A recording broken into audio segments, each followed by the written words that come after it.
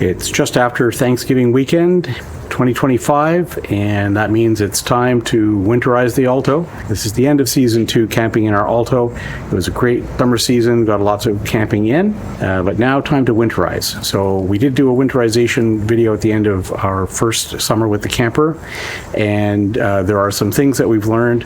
Refer back to the original video for more detail on some of these things, but we realized looking at it that there are a few things that we didn't really cover, certainly not in any detail, and there are some lessons that we learned, and we want to go over those. So this one will be a little bit quick, and there'll be a couple of new things just to remember for season 3. So one of the things that is quite a bit different this year versus last year is this year we have a Levelmate Pro Plus, which is really helping us with getting a more precise read for the level for the camper. And now what we're able to do is see more precisely what we should do to get exactly level on the driveway so that we can drain the tanks efficiently. And you can see what we've got are the leveling blocks. We've got a 3-block pyramid. On the passenger side, we've got a flat cap and then a 5mm piece of birch ply on top of that just to give it the last little nudge. And then of course we've got the chalk in the back just to keep it from rolling back down the driveway. And it's very similar to this on the other side, a little simpler. I'll show you that. So on the driver's side, we've got just the 3 leveling blocks and the chalk. That's sort of the base level, and this gives us a little bit more room up at the tongue. I can show you what that looks like also. Just while we're in the neighborhood, I've got the trailer plugged into shore power because we've got to get the battery up to 100%, and I'm delighted that I've got my fancy new dog bone that lets me get the 20 amp connection into the trailer without having to get an 8-meter extension cord out. At the front of the trailer, we've just got the shoe on a plate to keep from scuffing up the driveway too much, and that lets us get the perfect level, as you can see here on a screenshot from the Levelmate Pro Plus app. And just like last year, the very first step, once we get the trailer level, is to drain any water that might be left in the fresh tank after the last trip. So we'll just get to the fresh tank stopcock there, and we'll let that drain out. So whatever fresh water we had left over from our last trip is now drained. I'm going to close the freshwater drain, and then we're going to fill the fresh tank with some clean water just from the garden hose, which has had a flush, so don't be concerned that it's our tap water.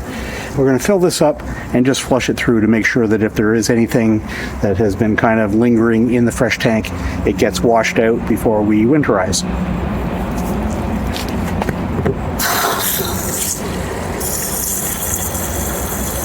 So, finish the fill. We don't use the city water very much, hardly ever. It has come up once or twice, and so I don't know how much water is actually in there. One of these days I might get myself one of those pumps that lets me pump some antifreeze in through the city water connection. For now, I've just opened this up while the tank is draining and figured that gravity will be our friend, and hopefully we won't find out in the spring that that was a mistaken assumption. For now, we'll just let this fresh fill of water drain from the fresh tank, and then it'll be time to get on to the ethanol antifreeze. Now that the fresh tank is fully drained, I've closed the stopcock on the fresh tank drain, and now we're going to bypass the Truma Combi. So, as before, cold valve goes up, hot valve goes to the up and down position. This drain valve here goes to the up and down position, and we push the pressure relief valve so that it's in line with the pipe. And you can hear that gurgling now. Water is draining out of the Truma Combi through the low point drain. So we'll let that finish. These valves will stay in this position all winter until we de-winterize next spring. So the freshwater tank is drained, the drain stopcock is closed, and we've done the bypass for the Truma Combi. So now we're ready to put the antifreeze into the fresh tank. We like to use this funnel, which is our emergency water filling from a bucket funnel. It's kind of cool because it's got this hose, stores on the funnel. You can stick it on with some difficulty. There it is.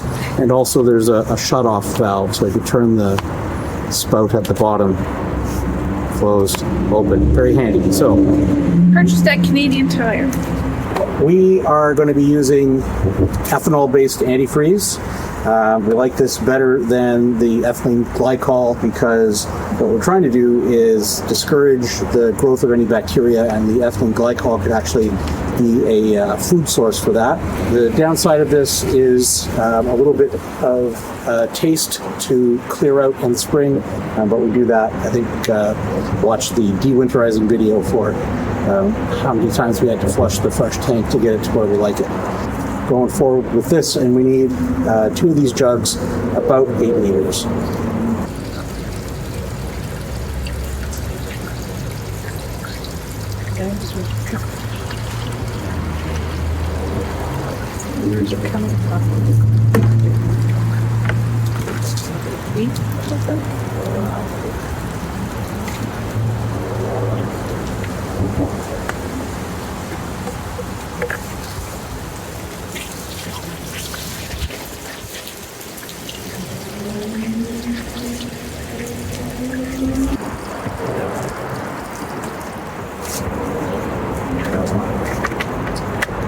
All right. And that's how that goes. Right. So now that there's antifreeze in the freshwater tank, what we want to do, make sure the freshwater intake is closed. I've got the seal on the city supply all put back in, and what we want to do is make sure that whatever fresh water we've been flushing through this fresh tank drain is displaced by antifreeze. So I'm just going to open this up again briefly till what comes out is pink, just like that. Closed up again, and we're ready to go inside. Step 1 is we turn on the pump. There's the green light. You can hear the pump charging. The first thing we want to do is displace any water that is in the sink with antifreeze. So we can get the sink open. I've got the plug stopper out. We'll move the handle to full cold, and I'm going to run it until we have just pink coming out. That looks pretty good. Now, in last year's video, I said run it for 10 seconds once you see full pink. And it occurred to me, even as I was doing it, that that was a bit silly, that we're going to do the cold water first and then run the hot water, and the hot water's got water in it still.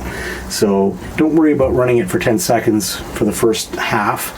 I'm going to switch it now to full hot, and we'll run it until we have full pink coming through, and then I'll give it about 10 seconds to fill the trap of the drain with antifreeze.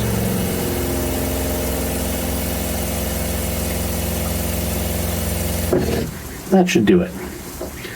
As with last year, we will come back here afterwards and clean this all with a nice cloth to make sure that we're not leaving any antifreeze that could conceivably stain something or break one of the seals down, something like that. So we'll have this all cleaned up and dried off before we put the trailer in storage.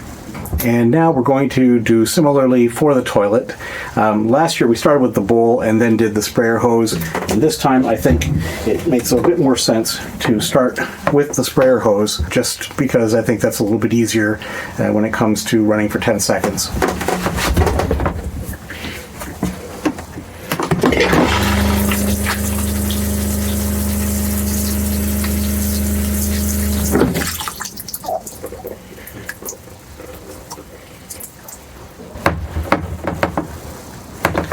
So that's the sprayer hose, completely filled with antifreeze. And again, we'll come back with a paper towel, dry that off so that there's no drips of antifreeze there. Now we're going to run the bowl and let that flush for a good 10 seconds to make sure that everything is cleared out and that the trap is full of antifreeze.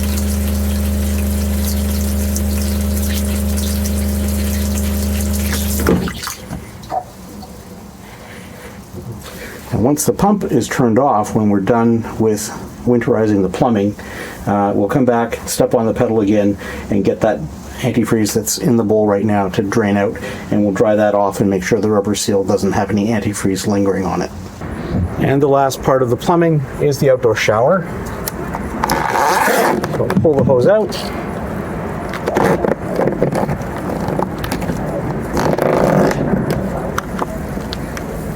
There we are. I've got a bucket here to catch what I'm going to spill. You can spill the antifreeze on the driveway. I'm not going to. I don't think it hurts the environment particularly, but just for the sake of who knows why, I'm going to spill it into a bucket. All right, so start with the cold water.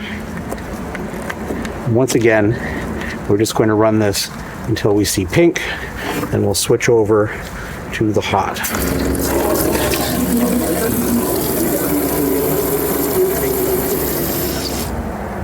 Looks pretty good. Cold off, hot on. Now, we don't have a trap here to fill, so we just have to make sure that the hose and all the hot water pipe is full of antifreeze. And that looks pretty good. And once more, dry that off, clean it up.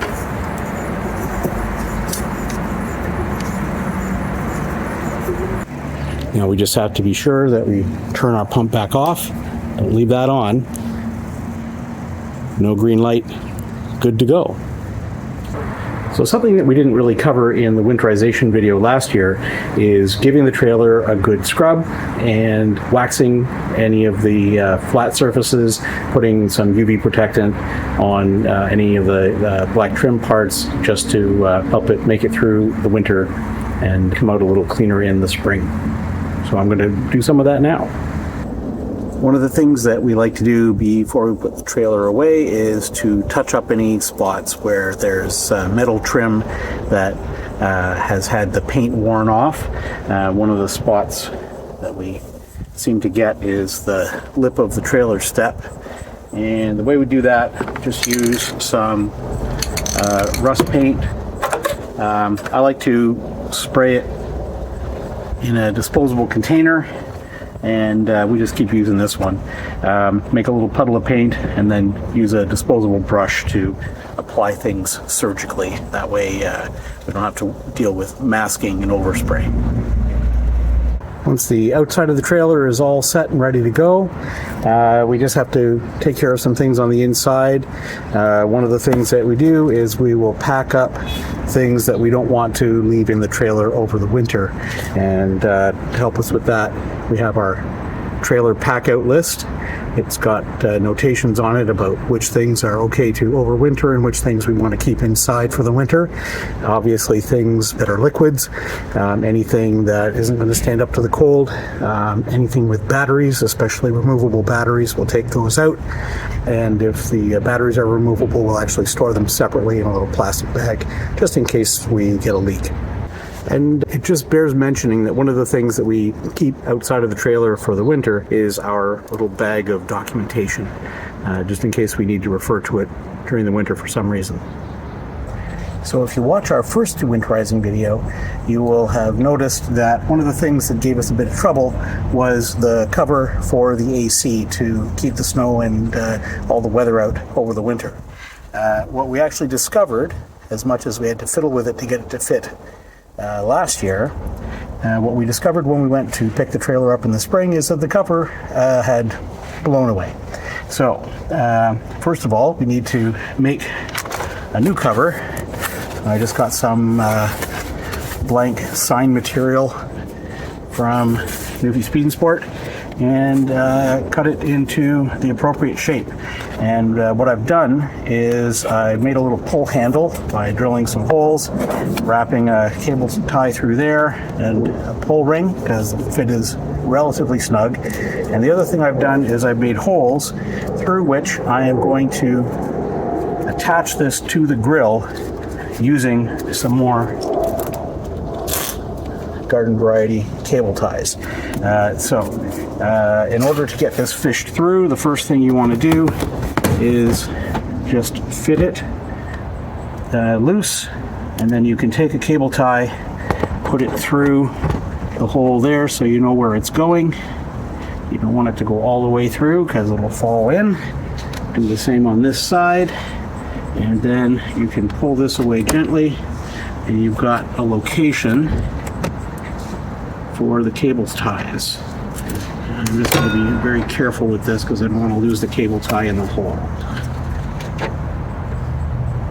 Okay, so while that's there, what we need to do is fish the cable tie out through the next hole down, or next hole by one, and I'm just using a flat blade screwdriver to get a hold of the end of the cable tie and coax it through the hole like that. Do the same thing on the other side.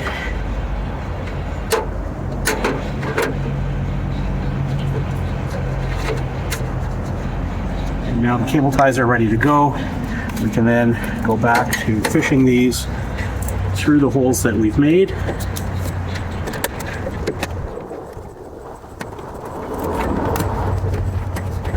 Got everything fitted in place there, and then we'll just pull the cable ties. You don't have to pull it completely taut, but just enough to keep the panel from getting away during the winter.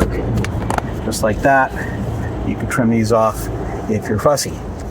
I'm going to mention also that I'm doing this in the driveway, not because I mean to actually drive with this in place. I don't think that's a good idea to do. I'm going to do this once we get to the trailer storage. But I wanted to film it here because who knows how it could have gone. So for now, just pull those out.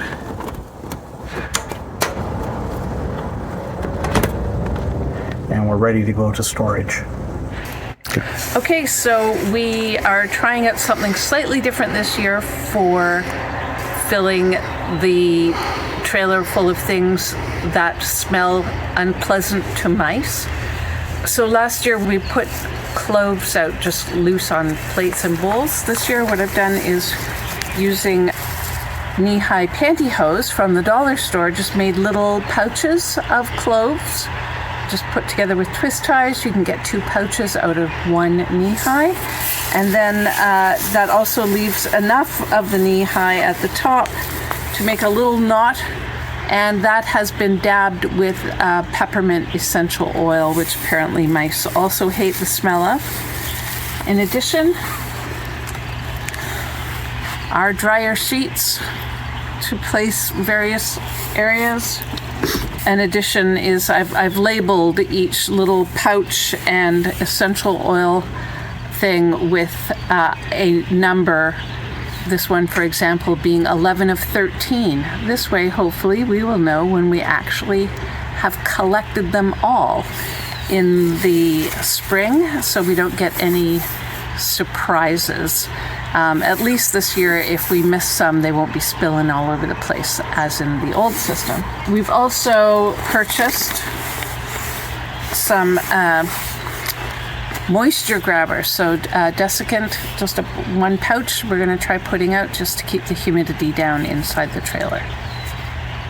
One other thing that we're doing just to help keep the corrosion down over the winter is put a little bit of T9 on the stabilizing jacks and the screws for those, and we might touch that up over the winter. We'll see how that goes. So all of our stinky things have been put in. The trailer truly does smell off-putting and it's time to close it up for the winter. And before doing that, of course, I made sure that the blind on the big window is closed. Hopefully, this will be a good winter.